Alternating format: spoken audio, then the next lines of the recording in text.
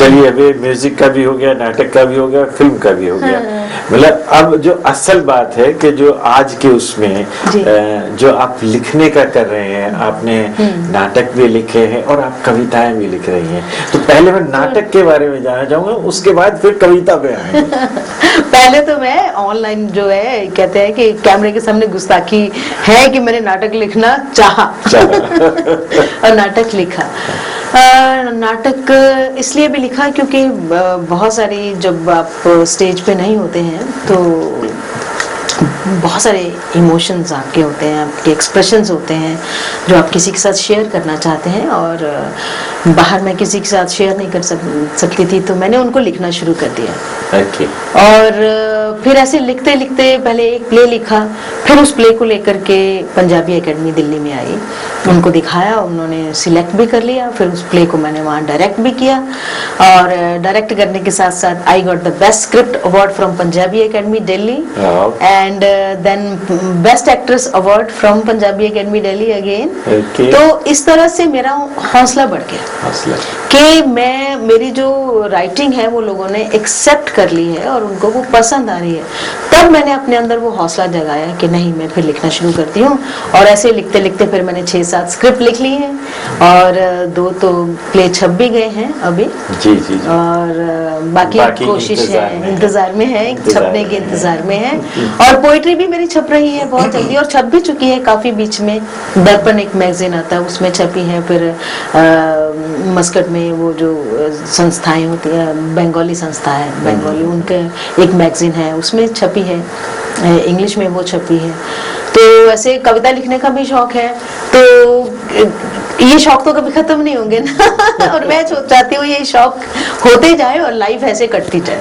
हर fun मौला, मस्त मौला, लोगों को ऐसे ही करना चाहिए कि जब जीवन में जो दिल करे वो करे।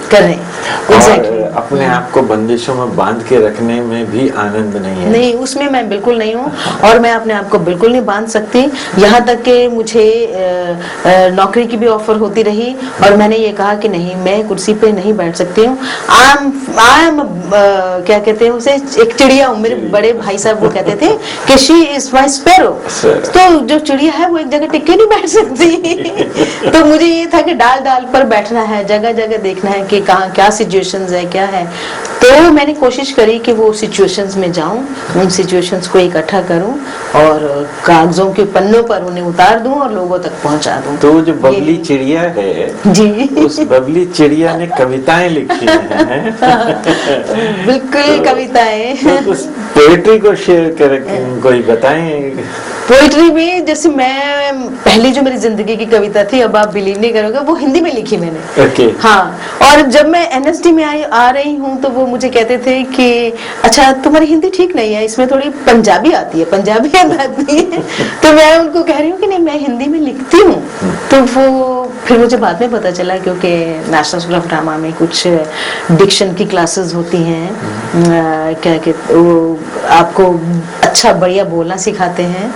और तब मुझे पता चला कि वो मुझे बार बार कह रहे हैं कि नहीं आपकी हिंदी यहाँ गलत है। मैं कह रही नहीं, मैं बिल्कुल, तो मुझे कहते हैं आप बोलिए, आप गलत बोलिए, तो मैं बोलती थी गलत, फिर कहते नहीं आप गलत बोलिए ना, तो मैं कहा मैं गलती तो बोल रही हूँ, ठीक बोल रही हूँ। तो बाद में मुझे पता चला कि हमारे जैसे पंजाबी में बिल्कुल शब्द जो है वो बिल्कुल अलग होते हैं और हिंदी में अलग, जैसे हरियाणवी में आपके मिठाई, पटाई, पिटाई होता है, वो पटाई, पटाई। हाँ, तो फिर मुझे बहुत जल्दी पता चल गया कि नहीं, मैं इस बात को गलत बोल रही हूँ। तो तब जाकर सभी में, हरियाणवी में भी इसी तरीके से होते हैं। तो मेरी जो पहली कविता थी, अच्छा आप सुनना चाहेंगे? हाँ। अच्छा, पहली जो कविता थी उस वक्त मैं कॉलेज में पढ़ती थी, तो मैंने सोचा कि चलिए ये जो माहौल है वो क्रिएट कर, इमेजिनेशन वाली पावर तो शुरू से ही थी, वो घर से ही रही। तो वो कविता थी कि तस्वीर, तो उसमें था मेरे शीशाए दिल में मेरे अरमानों की तस्वीर जड़ी हुई है, मगर मेरे अरमान अधूरे हैं, मेरे शौक उदास हैं, मेरे विचार घायल हैं, वह मेरी आत्मा कत्ल हो चुकी है। मेरे मन पे बोझ है उन बच्चों का जो सड़क के किनारे पड़े हैं, ओढ़ने बिछाने को कुछ नहीं, फुटपाथ पर यूं ही पड़े हैं। कोई बता दे क्या करूं उन बच्चों का।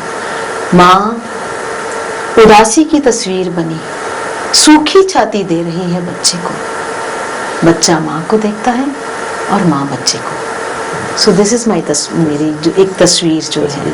हाँ, और ये कविता ऐसे लिखी थी कि मैं जब कपूरथला में कॉलेज में पढ़ती थी, नवाब जसा सिंह आलूवालिया कॉलेज में मैं पढ़ी हूँ। वहाँ से मैंने अपनी बैचलर डिग्री ली है।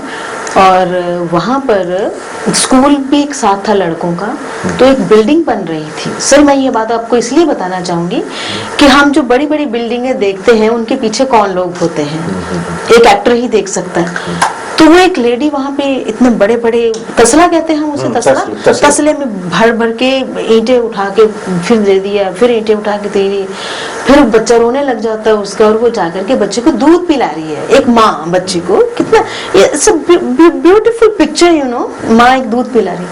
और जो यंग बच्चे होते हैं ऐसे ऊपर से देख रहे हैं उनको, वो बच्चे, माँ बच्चे को दूध पिला रही, वो नहीं देख रहे हैं कि लेडी थोड़ी सी वो हो रही है, वो देख रहे हैं। तो वो जो एक इंसिडेंट था वो मेरे को बहुत स्ट्राइक किया यहाँ पे उस एज में जाकर के। सो फिर मैंने वो कविता लिखी कि ये जो तस्वीर बच्चों तुम देख रहे हो, ये वो तस्वीर मत देखो जो तुम्हें अभी दिखाई दे रही है।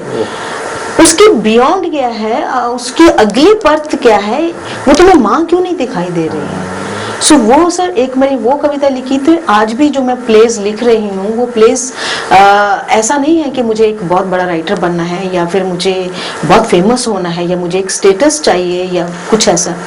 मैं लिखना शुरू कर रही हूँ कि एक हमारे जो रिलेशंस है, एक फैमिली जो है वो टूटती जा रही हैं, रिश्ते बहुत ही सेकेंडरी से होते जा रहे हैं, किसी के पास कोई वक्त नहीं है किसी के लिए।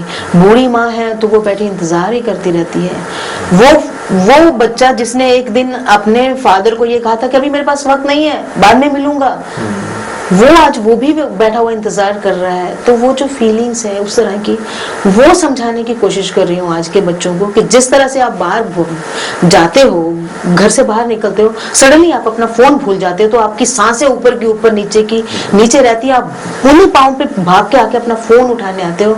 तो क्या कभी फोन उठाते हुए आपकी माँ का चेहरा नहीं दिखा आपको?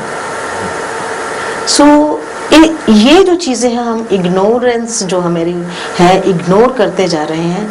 मेरी कोशिश लिखने की ये है कि मैं उन चीजों को वापस लाऊं, कोशिश करूं कि वो उन रिश्तों ऐसा होता है कि हम जैसे मैं खुद घर पे देखता हूँ, मेरे घर पे मेरी माँ भी रहती हैं और मेरी सास भी जो कहें तो उस हिसाब से मैं मदर इन लॉ और मॉम इकट्ठे रहते हैं, दोनों एक ही रूम शेयर करते हैं। That's very nice, हाँ। लेकिन अब मैं उनको देखते हैं कि उनके पास सारा दिन काम करने के लिए और कुछ नहीं होता है, और it's so difficult to pass time, मतलब एक्सेप्ट इसके कि टीवी देख ले।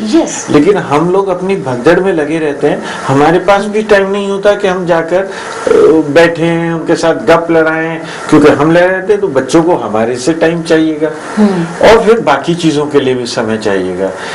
यहीं पर आकर जो है ये हमें रिश्तों को समझने की जो है, रिश्तों में प्यार का हम, ताकि जो आगे हमारा वही समय आएगा जो आप बता रहे हैं कि हम आज तो भगदड़ में हैं, हमें फोन पे फुर्सत नहीं है, लेकिन फिर उनके लिए फुर्सत नहीं तो समय को हमारे लिए भी फुर्सत नहीं होगी। एग्जैक्टली, क्योंकि एहसास हमें तभी होता है जब वो चीज हमारे अपने ऊपर आती है। तो वो वक्त आने से पहले ही हम अगर चीजों को सेटल कर लें, वो वक्त हमें ना देखना पड़े, थोड़ी सा हम अपने बड़े बूढ़ों को भी देख लें। मुझे लोग कई बार ये कहते हैं कि तू हमेशा ये पुरानी बातें क्यों कर दी है। तो मुझे लगता है कि रिश्तों की बात करना, अपने ही माँ बाप की बात करना, अपने ही सास ससुर की बात करना, इसमें कौन सी पुरानी बात होगी। तो मुझे लग रहा है कि आप इतने नए क्यों हो गए हैं। मैं उनको यही कहती हूँ कि आप इतने नए क्यों हो रहे हैं कि आपको पुरानी बातें दिखाई ही नहीं दे रही, वो पुराने लोग दिखाई नहीं दे रहे। मुझे नहीं अच्छा लगता कि आप 18 साल के हो गए हैं तो आपकी माँ 18 साल पुरानी हो गई है। मेरे एक प्ले का डायलॉग है, वो जो बच्चा उठ करके कहता है कि माँ तुम नहीं समझ पा रही हो। एक लड़की से शादी करना चाहता है तो वो कह रहा है कि माँ तुम नहीं समझ पा रही हो। तो वो कह रही मैं तुम्हें नहीं समझ पा रही हूँ। कह हाँ तुम नहीं समझ पा रही हो कि ये लड़की को मैं बिल्कुल अच्छे से रखूंगा, ढंग में, मेरे को ये चाहिए, मुझे वो चाहिए, तो मैंने अपना फैसला ले लिया है बस। तो वो माँ कहती है कि तुम 25 साल लग गए मुझे तुम्हें यहाँ तक पहुंचाने में, और मैं तुम्हें बड़ा करने में 25 साल लग गए, और तुम्हें अपना फैसला लेने के लिए सेकंड्स भी नहीं लगे। तुमने मतलब वो 25 साल मतलब एक क्षण में मतलब तुमने ऐसे कर दिए। तुमने 2 मिनट में कह दिया माँ तुम नहीं समझ पाओगी, तो क्या 25 साल तक मैं तुम्हें समझ नहीं पाई? तुमने तब क्यों नहीं बोला? आज तुमने अपना फैसला खुद लेना था, तो मतलब तुम्हें बड़ा करते हुए ये हो गया वो हो गया। आजकल हम अपने माँ बाप को कितनी जल्दी कह देते हैं कि नहीं। इसी तरह से सर जो मैंने प्ले लिखा है नाल मेरे कोई चले, दैट इज अबाउट सास एंड बहू, और वो रिश्ता ऐसा है कि वो एक माँ बेटी जैसा लगता है। बहुत सारी बहुएं मेरे साथ रंजिश भी रखती हैं, वो कहती हैं कि तुम्हें सास अच्छी मिल गई तो तुमने अच्छा प्ले लिख दिया। तो मैं उनको ये कहती हूँ कि सास तो सास ही होती है, वो हस्बैंड की माँ है इसलिए वो हमारी सास है, लेकिन हस्बैंड अब जब आप अपनी माँ को टैकल कर लेते हैं तो अपनी सास को भी कर लेना चाहिए ना। तो उसके लिए क्या होता है कि ये जो जुबान है हमारी सर, ये खुदा ने जो दे रखी है, भगवान ने जो दे रखी है ये जुबान, इस जुबान को अगर हम बहुत प्यार से इस्तेमाल कर लें तो मुझे लग रहा है रिश्ते बहुत नजदीक आ जाते हैं। तो मेरी कोशिश यही रहती है कि मैं इस जुबान से कभी किसी को कुछ ऐसा वैसा ना बोल दूं कि वो मैं अपने रिश्ते थोड़े से गवा दूं। तो मैं गवाना नहीं चाहती हूँ, मैं बिखरे हुए को समेटती हूँ और जो गवाए हुए हैं उनको अपनाना चाहती हूँ। सो ये मेरी कोशिश रहती है। हाँ, तो आप पंजाबी में कविता भी तो लिखते हैं? हाँ जी, पंजाबी में लिखती हूँ ना, पंजाबी में बहुत सारी पंजाबी कुड़ी तो ना क्योंकि पंजाबी जो है वो मेरी मदर टंग है, तो पंजाबी तो ऐसे निकलती है ना, वो है। पंजाबी कविता वो भी सुनाई जाए। पंजाबी कविता जरूर सुनाऊंगी। पंजाबी कविता तो मैं सिर्फ बैठे बैठे लिख लेती हूँ फटाफट से, ऑन द स्पॉट। अगर मुझे कोई कह दे ऐसे लिख दो तो वो मैंने लिखती हूँ। जैसे अखा दी आड़ा ने जद मींह भरा दिता, रो रो के पानी ने एक छप्पड़ ला दिता, कोई दर ते आवेगा कोई आण हसावेगा, मेरे लिखे गीतां मेरे ਲਈ गावेगा, मिल दोवें हसांगे मस्ती विच नचांगे, कर कठियां यादां नूं असीं सांभ के रखांगे। सो मेरे को ना तुकबंदी वाली कविता भी अच्छी लगती है। सो इसी तरह से मतलब कविता, खुली कविता भी लिखती हूँ। वो एक्चुअली ये नाटक लिखना या कविता लिखना ये मेरे लिए वो काम नहीं है। मेरे लिए ये चीज है कि आप सर मैं आपको एक बात जरूर बताऊंगी कि मैंने लिखना इसलिए भी शुरू किया, जब आप बर्ड्स आई व्यू से कोई चीजें देखते हैं तो आपको बहुत क्लियर दिखाई देती हैं। तो जब मैं मस्कट में गई तो जब मैं मीडिया में या यहाँ पर व्हाट्सएप हो गया या फिर ये जो कुछ जो इन चीज़ों के नुकसान हैं तो इनके फायदे भी कुछ हैं कि आप दूर बैठे हुए सब चीज़ें पढ़ लेते हैं। तो फेसबुक पे पता चलता है, तो हंसी के पल भी मिले और दर्द के पल ज़्यादा मिले कि यंग लोग, बहुत ही जो लोग हैं जो हमारे फील्ड में, खास करके मुझे दूसरे फील्ड के बारे में पता नहीं है, मेरे को अपने फील्ड के बारे में पता है, इसलिए मुझे जो पता होता है मैं सिर्फ उसके बारे में बोल लेती हूँ।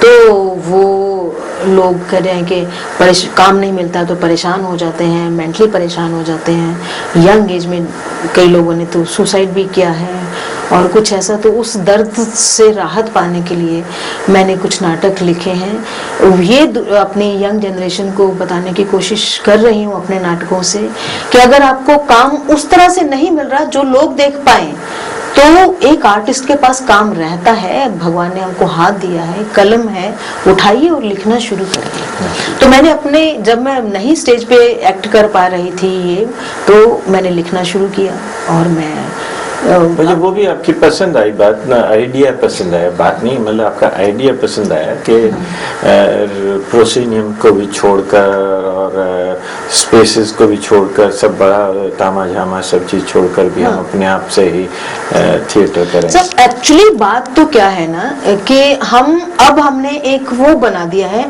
कि नाटक हो रहा है बहुत बढ़िया और इसमें एक तो अब हमने स्टेटस भी बना दिया, ये इस लेवल का नाटक है, इस लेवल का। असली नाटक मेरे लिए जो मैं नाटक है, मुझे ये है कि मेरे नाटक से मैं 10 लोगों के अंदर कुछ पॉजिटिव चीजें ला सकूं, 10 लोगों के अंदर उन इमोशंस को डाल सकूं जो वो खुद ही नहीं समझ पा रहे हैं। तो वो उसके लिए मुझे नहीं चाहिए प्रोसीनियम, उसके लिए कि मैं किसी के घर के ड्राइंग रूम में जाकर के बैठ करके भी जो मैं लिखती हूँ वो मैं बोल सकती हूँ।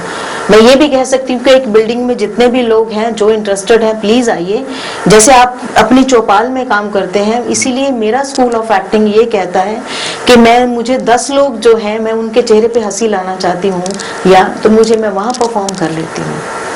एक स्ट्रीट थिएटर चलता था, एक ड्राइंग रूम थिएटर चल रहा है, एक इसी तरह से। तो वो मेरी कोशिश ये है, मुझे मालूम है कि ये चीजें लोगों के लिए बोरियत भी हो सकती हैं, लेकिन मुझे ये है कि आखिरकार हम हैं क्यों, मैं एक इंसान के लिए हूँ, एक इंसान हमारे लिए है। जैसे मैं ये जरूर कहूंगी कि ये जो कोरोना चला हुआ है, हम कह रहे हैं ना कोरोना हो गया, ये हो गया, अब कोरोना की वजह से ये हो गया कि हम और भी ज्यादा फैमिलीज नजदीक आ गए हैं। किसी ना, मैं वही कह रही हूँ, whether it is a negative चीज या और पॉजिटिव, कि किसी ना किसी चीज की, जैसे कोरोना का पॉजिटिव चीज हमें ये मिल रहा है, मुझे मालूम है इससे बहुत डेथ भी हो रही है ये, लेकिन एक फैमिलीज घर से बाहर नहीं निकल पा रही है, वो एक दूसरे के क्लोज हो रहे हैं, एक दूसरे का केयर कर पा रहे हैं। कोरोना ये नहीं देखेगा तुम कौन हो, मैं कौन हूँ, ये तो वायरस है, वो सब में ना जाति देखनी, ना धर्म देखना है, कुछ नहीं देखना है। सो लास्ट में आकर के हम क्या करते हैं, लास्ट में आकर के पता चलता है कि yes I am a human being, you are a human being, let's care each other, nothing else. So this is bubbly. So nice of you. Thank you. आपका बहुत बहुत धन्यवाद, आप हमारी चौपाल में आए और दर्शकों से रूबरू हुए। आपका बहुत बहुत आभार, आपको बहुत बहुत शुभकामनाएं। Thank you so much sir, नमस्कार, थैंक यू।